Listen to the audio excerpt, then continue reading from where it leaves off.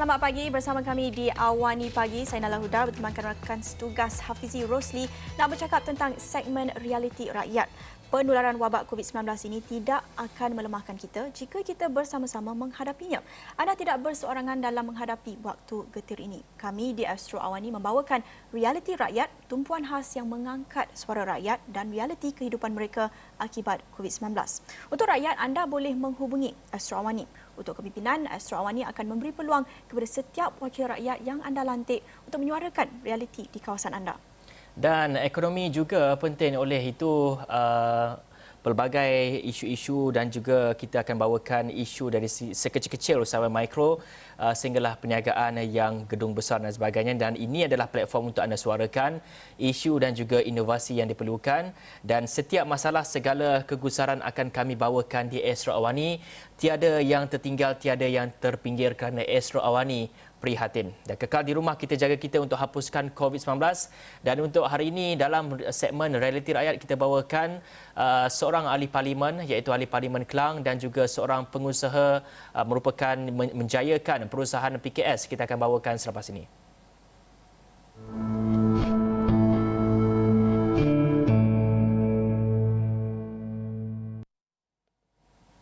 Baik, sebarang persoalan atau isu-isu yang anda ingin timbulkan, anda boleh terus saja pergi ke laman web astroawani.com/reality-rakyat, dan di sini anda melihat beberapa kenyataan yang kami telah paparkan oleh beberapa individu dari industri, dan ini juga link untuk pergi ke channel Telegram rasmi Realiti Rakyat untuk anda bincang bersama orang lain mungkin dari kawasan yang sama, kongsikan pengalaman anda menghadapi COVID-19. Anda juga boleh tinggalkan saja di ruangan khas dalam astroawani.com ini.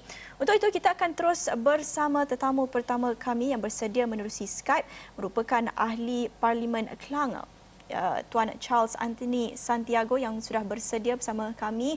Terima kasih Tuan Charles Santiago bersama kami di Realiti Rakyat untuk menceritakan agaknya bagaimana situasi terkini di Klang yang masih berada dalam zon merah. Kita nak tahu apa antara isu utama dan apa langkah yang diambil oleh pihak berkuasa untuk memastikan mitigasi pandemik COVID-19 itu dijalankan.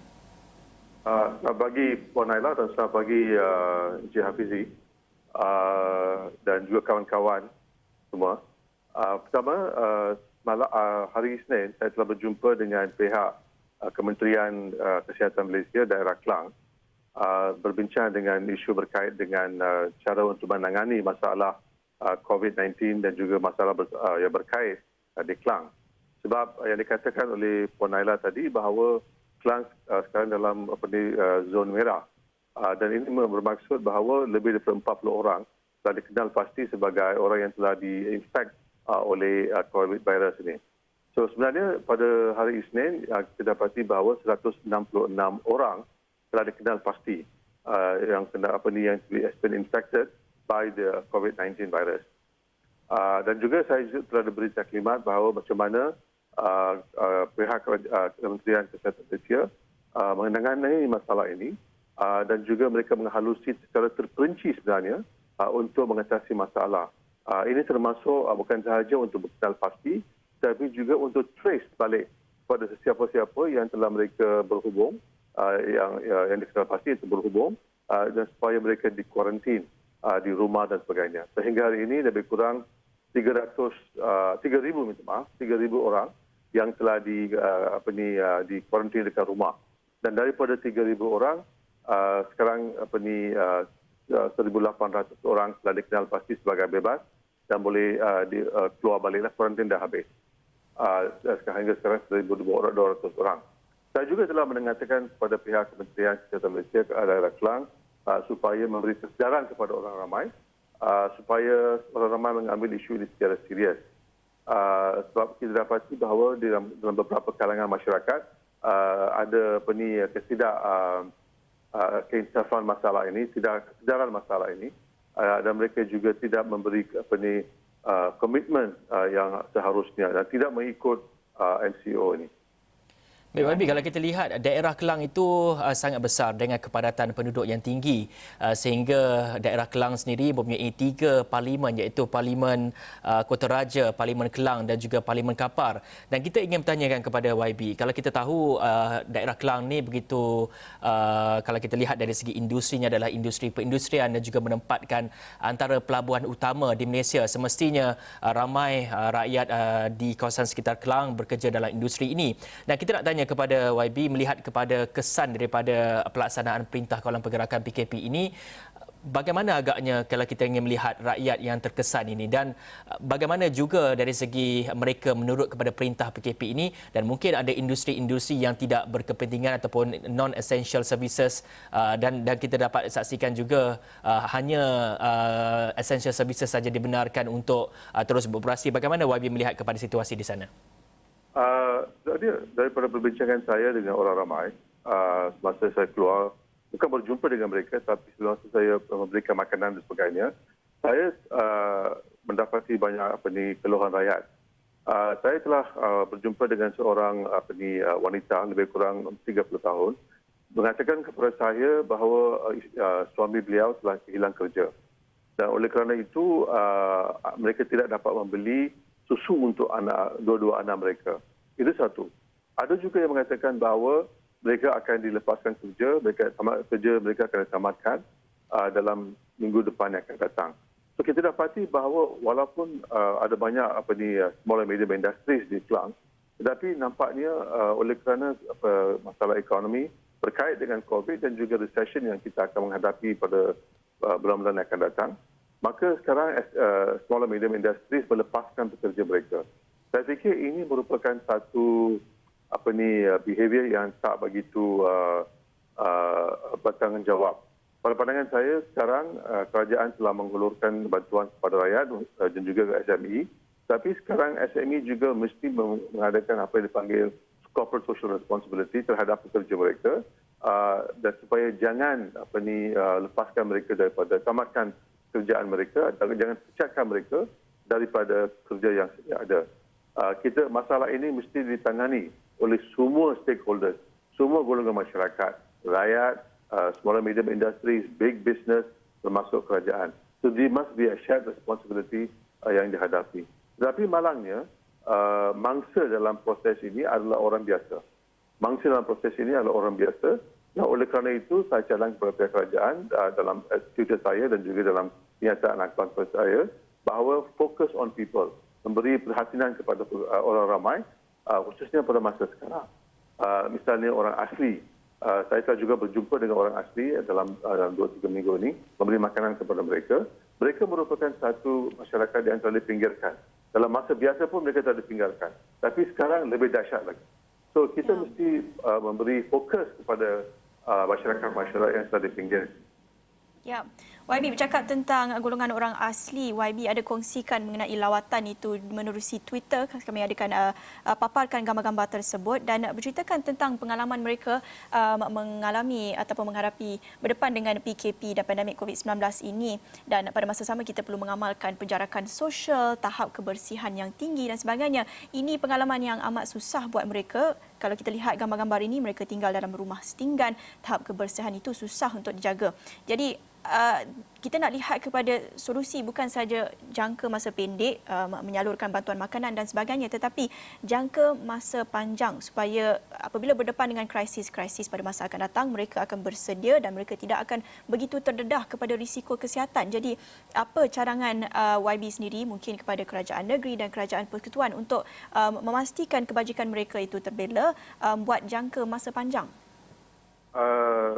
Isu yang dibangkit oleh Puan Ella tadi merupakan isu yang pada pandangan saya yang penting sekali. Sebagai latar belakang, masyarakat orang asli telah dipinggirkan dalam konsep pembangunan yang kita ada, sistem pembangunan yang kita ada. Mereka telah dipinggirkan untuk banyak lama. Dalam kes sekarang, mereka tidak dapat pergi untuk kerja ataupun turun laut mungkin dalam 4-5 minggu yang lalu oleh kerana PKP. Oleh kerana itu, pendapatan mereka langsung tidak ada. Bila mereka kerja ataupun turun laut, pendapatan mereka hanya 600 ringgit.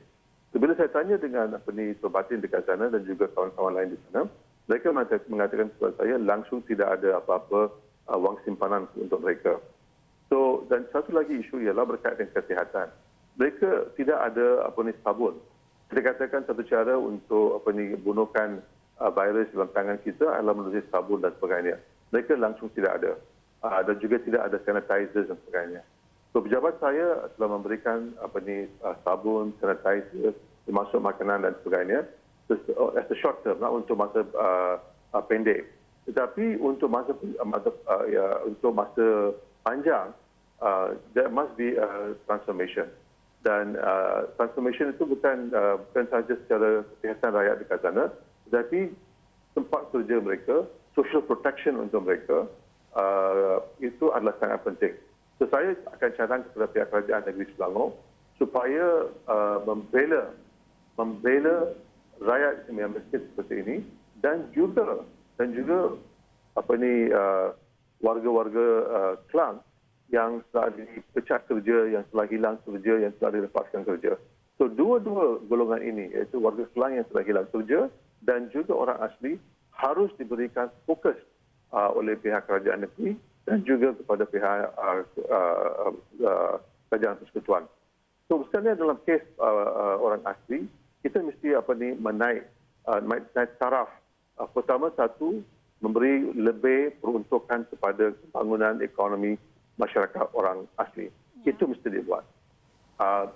Small and medium industries harus digalakkan untuk mereka. Sekarang mereka hanya menjadi nelayan, khususnya di Pulau Indah, Kelang. Tetapi mungkin kita boleh ubah suai mereka supaya mereka juga boleh menjadi orang yang menjual, orang yang memberi forward linkages, iaitu menggunakan ikan ataupun ketam ataupun kerang dan juga gunakan cara lain untuk menjual secara sendiri dan tidak tergantung pada orang middleman ataupun orang tengah yang sangat mengaut keuntungan daripada mereka. So, ini cara yang sebenarnya ini isu yang telah diperbuat untuk beberapa tahun yang lalu, tapi tidak dibuat. Tapi masa dah sampai sekarang. Sebab kalau golongan orang asli tidak dibela sekarang, maka kemiskinan mereka akan jadi lebih teruk daripada apa yang sedia ada. Ya, baik. Kalau kita nak tengok kepada penularan COVID-19 ini memaksa kerajaan untuk melaksanakan PKP ini, dan ini sebagai, kalau kita lihat, tidak pernah berlaku, unprecedented kalau kita saksikan PKP ini, iaitu pergerakan kita dikawal dan banyak kilang-kilang ataupun perindustrian tidak dapat beroperasi seperti biasa. Dan ini sekaligus mencerminkan ia adalah norma baharu.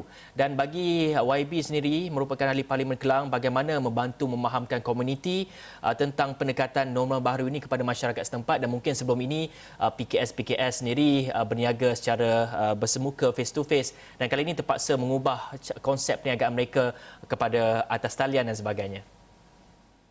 Sebenarnya isu yang dibangkit oleh Saudara Hafizi ini adalah isu yang pada pandangan saya terlalu penting dalam post PKP. Ini adalah sebab apa yang telah kita buat, apa yang telah lebih so used to doing things, ways of doing things sekarang harus tukar. Kalau kita nak ajar pergi sekolah pun takut nak pergi sekolah. Sebab apakah ini bermaksud social distancing ataupun jarak 1 meter? Apakah ini ada faedah bermaksud bila kita pergi ke sekolah? Langsung tidak ada. So we must have a new ways of doing it. Dan juga small and medium industries ini harus menggunakan online business strategy, digital marketing. Pasaran digital marketing harus diguna pakai. Tapi this is going to take time sebab banyak orang walaupun di bandar tapi tidak ada internet, tidak ada macam kes orang asli. Bila saya pergi ke sana, mereka tidak ada internet walaupun ada mobile phone ada, tetapi data package yang mereka ada tidak boleh digunakan untuk berbisnes, tidak boleh buat. Dan orang ramai pun sekarang mereka tidak akan membelanja lebih wang untuk mendapat data dan juga untuk keperluan mereka. Sebab sekarang fokus mereka ialah untuk membeli makanan untuk keluarga. So kita akan menghadapi cabaran dalam norma baru ini. Norma yang the new normal lah dia kata, the new norm. Tapi new norm ini is going to be very challenging, adalah cabaran yang besar untuk rakyat bukan sahaja untuk cara kita belajar, membuat bisnes, cara kita sembahyang, semua akan tukar dalam daripada sekarang hingga kita cari satu penyelesaian untuk COVID-19 ini. Ya, baik. Terima kasih untuk perkongsian itu Yang Berhormat Charles Anthony Santiago, Ahli Parlimen Klang, yang banyak berkongsikan sikit sebanyak tentang cabaran mendepani normal baharu susulan PKP ini sekiranya dilanjutkan atau tidak. Kita berdepan dengan normal baharu ini dalam mungkin setahun atau 2 tahun yang akan datang sekiranya kita jumpa penyelesaian buat pandemik COVID-19 ini. Baik, banyak lagi perkongsian realiti rakyat. Selepas ini kita akan beristirahat seketika, kembali selepas ini.